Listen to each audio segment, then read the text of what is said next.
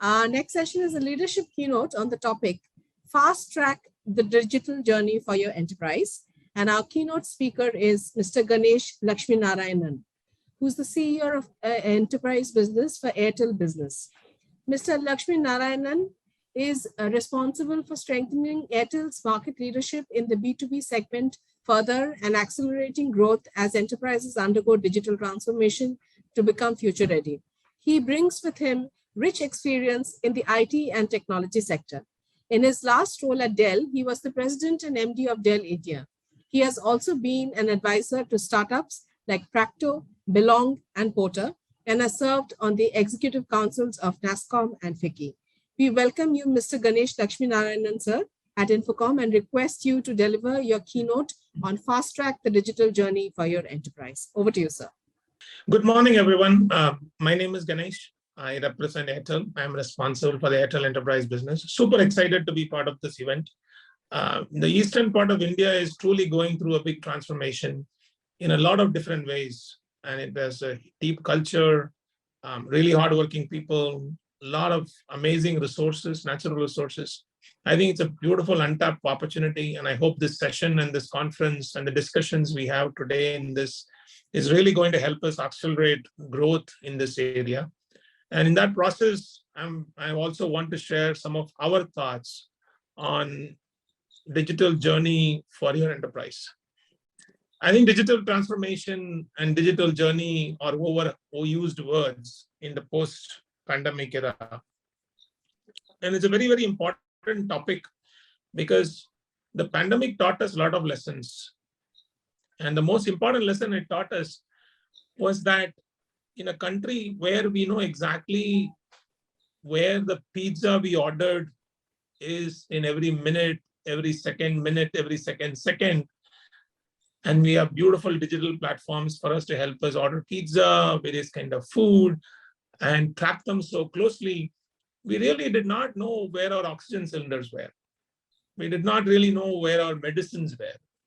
So while the digital transformation has been a broadly used word, and you see a lot of amazing startups who have built some really, really useful applications which have transformed the ways we live. But the digital transformation goes much more beyond than ordering food online, ordering clothes online, or ordering stuff online. So what should digital transformation really mean for all of us? And I want to start with the kind of enterprises we have. We either have enterprises, which we call them B2B, which deals with other businesses. You might be serving, if you take my business, which is the Airtel Enterprise business, the top 2,000 companies in India are my customers. These are business customers. They are serving their end consumers. It goes all the way from SBI, SDFC Bank, Essex Bank to ITC. And they have their end consumers. So there's a B2B side. And then there is the B2C side of businesses, which could be Amazon, Swiggy, Zomato, Nykaa, which is a great example of a company which has gone unicorn, even ITC, which is serving end consumer through their consumer division. These are services companies who have end consumer, who's basically a one customer on the other side. And if you look at what digital transformation should bring, they bring different things to these two different set of companies. When I say a company is digitally transforming, you will see a few things which are better when digital comes into play.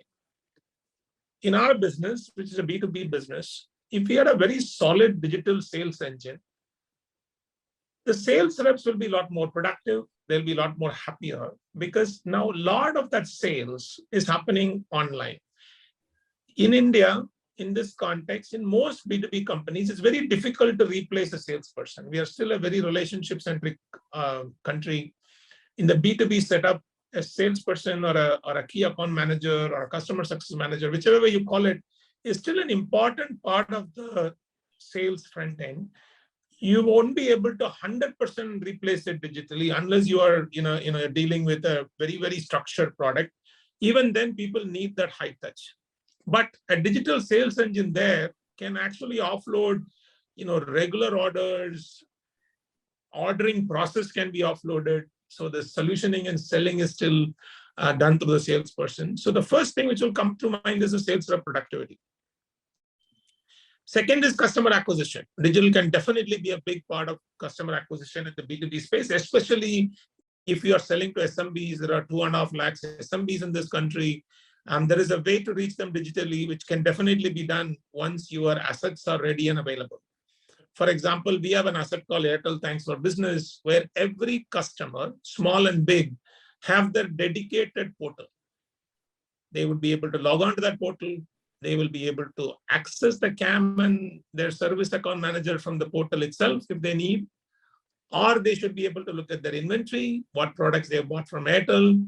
Any upgrades and downgrades can be done online. So this platform which we are building, and it's still in work and it's available very soon this year, is going to be a phenomenal way for us to help our sales reps offload some of their transactions online. And it's going to still help our service people to serve their customers digitally, so that whenever there is a problem, whenever there is an order delivery, those statuses can be obtained anytime online without calling those salespeople and service people. Again, ease of doing business. You will be able to pay online. You will get to know products online. You will be able to ask for help online. And digital can bring this to a B2B business. And customer experience. Obviously, we would love to serve ourselves in most of these situations. Wherever we could do it, that's great. With the full knowledge in the B2B world, if the digital experience stops at some point of time, there is always help immediately after that. So that's the kind of the role digital transformation plays in enterprises. But in the B2C world, it's very, very different. I ran the Dell consumer services business before I joined Airtel. And these customers were able to configure their PCs, buy their PCs online, get their support for their PCs online, get their accessories for customers online.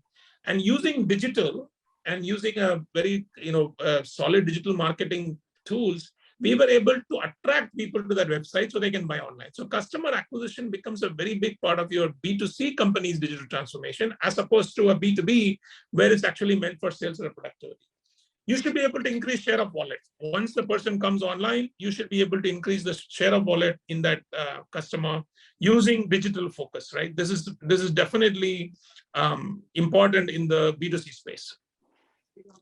Ease of doing business and customer experience are common, while it might mean different things for different B2B and B2C customers of yours, but it's ultimately pointing to make sure that they can do their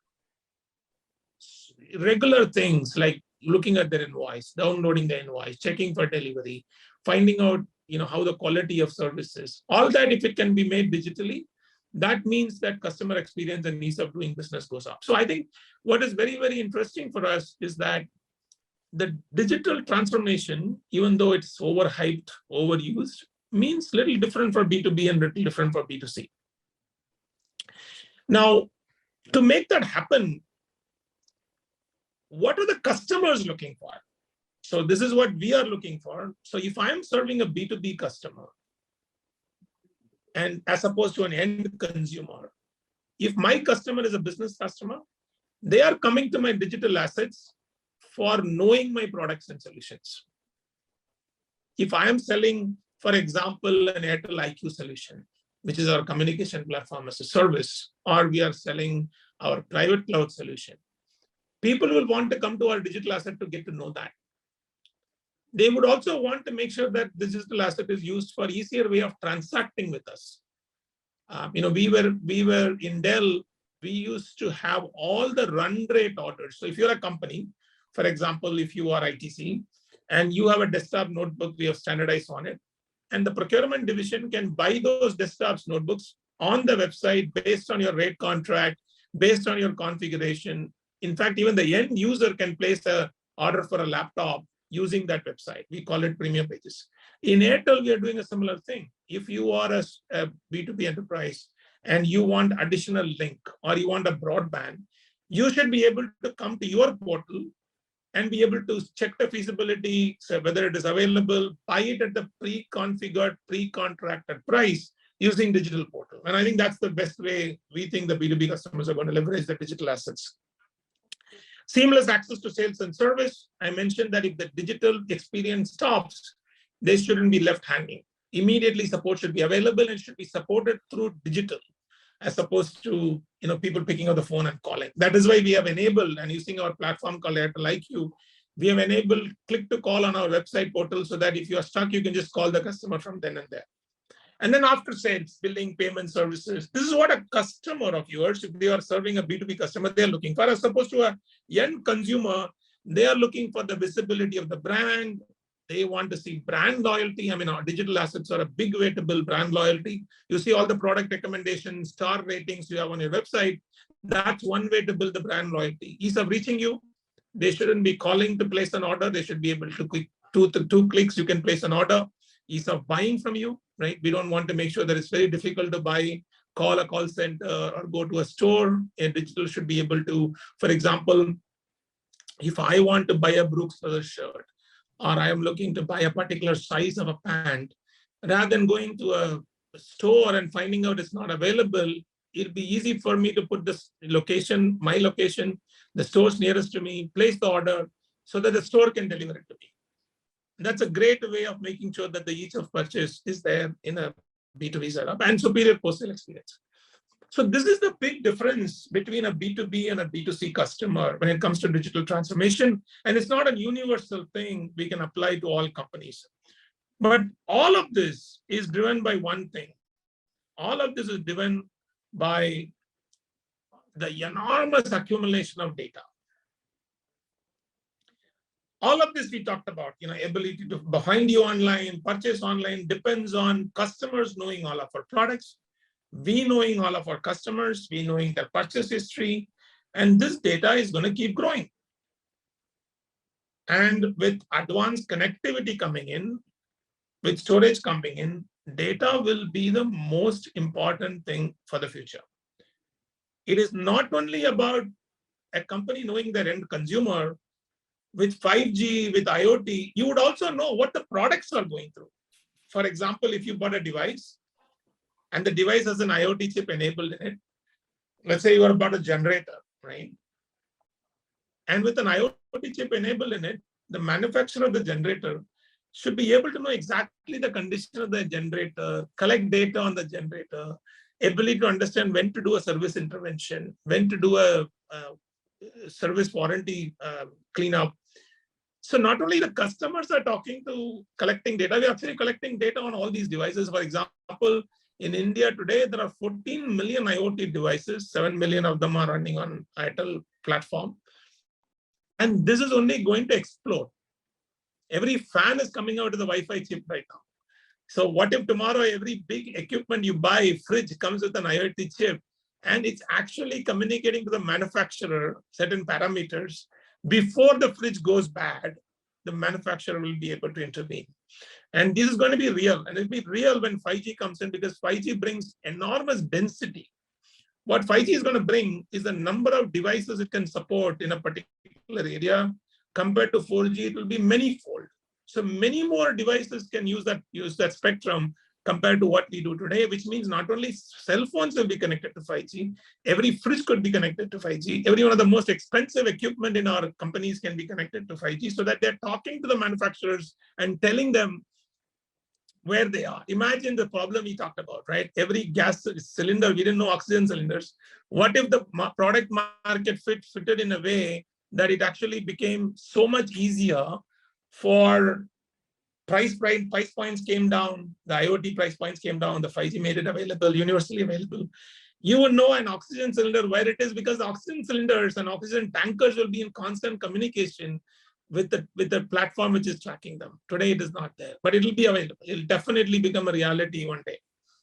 So if you look at the data and if you look at the nature of this digital transformation, what customers want, what we want to achieve, there are 5 things which are going to be very critical. And I'll come from the bottom up because that's the most important foundation. You will need secure data. All this data we talked about cannot be left alone without properly controlling who's allowed to collect it and who's allowed to access it and who's allowed to analyze it. All these 3 will become very, very critical. And to make that happen, you can't bring all this data to a central location. because the latency requirements of some of this data will be so big that you can't take it all the way physically 600 kilometers away, make a decision and come back. So just give you an example, right? We have all these huge electrical transformers, and these electrical transformers heat up sometimes. And if they heat up beyond a point, they need to be shut down. And that electrical transformers are always telling what the temperature is. Now today, for us to know the temperature, bring it back to a data center, analyze it, and says, okay, there's a red flag now, shut down the transformer. All of that should happen within 100 milliseconds.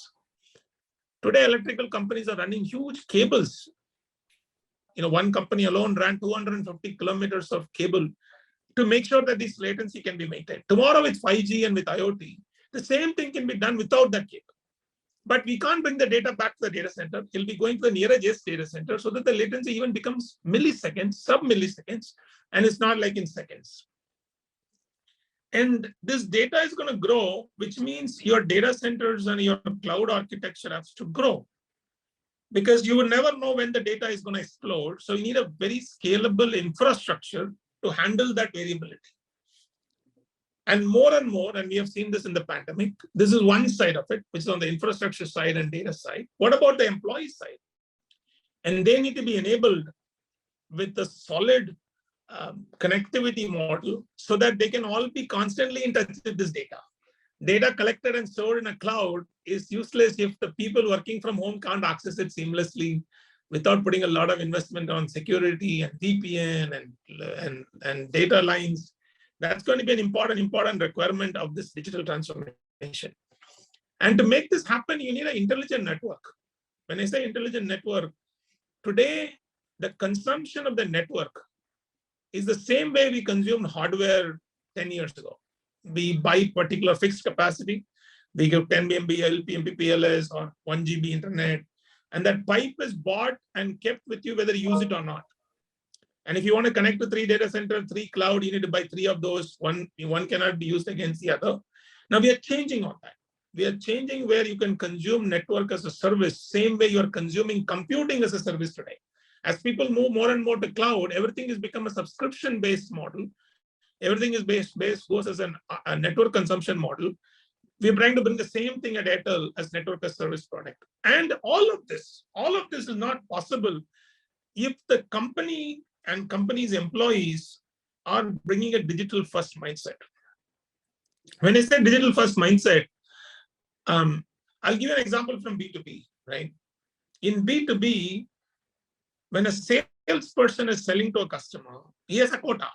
He has to retire that quota. The minute you introduce digital, the first reaction on the sales rep is his quota is going to go up. Because now you're saying, for this customer, a certain part of your ordering will happen online.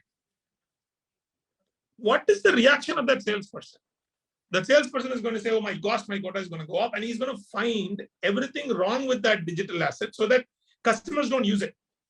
Because for customers, he or she has been the lifeline. Suddenly you are saying some of this can be ordered online. Same thing happens in a B2C setup as well. If you're not a born native B2C company, which is digital, you would start with a store. Now you're trying to go digital. And when digital sales takes over, the store managers are very unhappy. Already their stores are going down, COVID situation. Now online is eating into their business. Even within a particular brand, you are not able to enable digital online because it's viewed as a competition to the store. And this has to be an important step in companies' mind when they deal with this. We really have to make sure that there's no channel conflict. So in our case, we give credit for all ordering to the same camp. Even if the order comes online, the salesperson gets credit. That way, he or she is incentivized to make sure that the customers can order online, their experience is great, their prices are well set up, prices are well negotiated, and they're all set up on the online world. And so that they find more time to talk to the customers about other products. Now, this is a digital mindset. If I could get this digital mindset to a salesperson, saying, look, digital is actually going to help me to sell more to the customer. So even if my quota goes up, which is reality, I'm getting help. I'm getting enabled so that I can achieve my numbers. Same thing on the B2C world. If you tell a store person that if a customer gets the order online, And if it is available in the nearest store, I will ship it from there so that it counts in your revenue credit also. The store has a big incentive to make online successful. All of a sudden, their contribution in revenue goes up. They will make sure the inventory is set properly. They'll make sure that, with the data they collect online, they will know exactly what they need to store to serve not only the customers walking into the store, but also the customers who are buying online. And this is a fundamental difference in the way people have to think about this. That's what I call the digital mindset. Because when I say digital mindset, every company should think about how digital will make their employees successful, and so that they embrace it. Digital cannot be seen as a threat. And I imagine when I was growing up as a young boy, when computers were introduced, people saw computers as a threat. They thought computers were going to take away the job. You could see strikes and unions protesting it. Today, you can't imagine any operation, whether it's a bank or a government, working without a computer. You would see an undercurrent of this in stores when they go digital, not because they think to lose their job, they think it's not going to make them successful because digital is going to eat their money. And once we talk about this data, the data has to be stored in a place which is scalable. It is going to come from two things. One, if you run your own data centers, it won't be enough, and you won't be able to grow that data center faster. Cloud or data center expansion. Moving to the cloud is very expensive. It is not cheaper. People will realize that we are paying for variability, right? If you go to a cloud provider and say, I will give you exactly this many machines for the whole year, your price will be much lower than you saying, look, I want variability. I will just place an order whenever I need it. So the subscription-based model means that it will be higher. So consistent data model, your expansion, your application still not cloud ready, you should go for a co-located model. Now, we have launched amazing partnership with Airtel and Oracle, where we can offer them public cloud. So we want to make sure that these data which we talked about, it's stored in our edge data centers so the latency is lower. And we have about 120 edge data centers. We're building edge data centers also, about 10 core data centers in multiple locations. So Airtel is getting ready to serve security, scalable infrastructure, a smart connectivity, a hybrid workforce, and a digital mindset. We believe these are the 5 key transformation pillars you need for your own digital transformation. Whether you're a B2B company or a B2C company, the requirements of digital, the why of digital will be different, both for your customers and you. But the fundamental 5 pillars are the same. To achieve this, it might be different between B2B and B2C. But that's not all. There's one more thing. And that one more thing is 5G. 5G is going to change this dramatically. 5G brings 3 things: amazing low latency network, higher bandwidth, and greater capacity. And this is going to be very, very critical for B2B than in the consumer space. As 5G gets rolled out in Airtel, we're all paying our mobile bills. Hopefully, we'll pay a little bit more when 5G comes to avail this. But the trend we have seen in this country, our telecom mobile bill per user is the lowest compared to other markets. So hopefully when 5G comes, you'll all enjoy the lower latency and higher bandwidth. You'll be able to watch videos faster, and you don't mind paying a bit more. But I sincerely believe the opportunity when 5G comes is much, much bigger in the corporate space. We have done some very interesting use cases. For example, with a very big healthcare chain, we are doing what is called a connected ambulance. With 5G, you can actually have your own slice of the spectrum, where if you are a healthcare professional, healthcare hospital, all your ambulances and hospitals are connected, which means you have your own road structure. Imagine you have your own set of roads connecting all of your ambulances, all of your hospitals, at least data road, so that the constant communication between ambulances and the hospitals are happening on this slice of the spectrum. There's a scary data point that 1 out of 10 ambulance patients die on the way. And if we are able to enable this, it will actually save a lot of lives. The second point is, if you're a car manufacturer, cars are going to be more and more software driven in the future. There's going to be so much data to be updated on the car when they get out of the manufacturing line. Today, it's a very time consuming affair. You're putting almost a USB stick into the car and updating that software. Tomorrow, over the air with 5G's bandwidth, you should be able to update 10 cars at the same time. This technology is called data shower, which is real, which is there today. The third one, which we are using, is that anything which is video based will become a lot more easier with 5G. So for example, if you're running a very high quality assembly line and you need to constantly check for input material, compare it with the quality parameters and take it off the assembly line if it is not conforming, you can all do that with the lowest latency. Imagine as things are coming up in the assembly line, you can check the part, make sure that it conforms to the quality standard, take a picture, confirm it to the standard using computing, and then take it off the assembly line if it is not.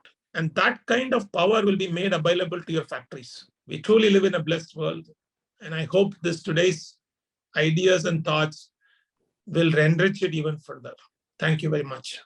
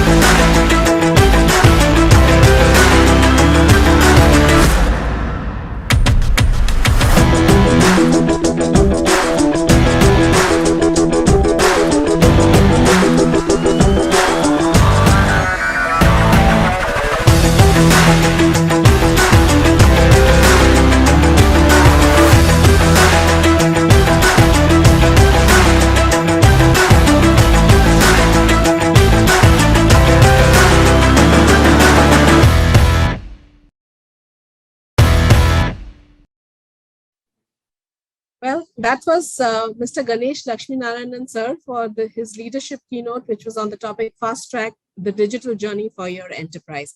Thank you so much, sir, for joining us today. It has been a privilege.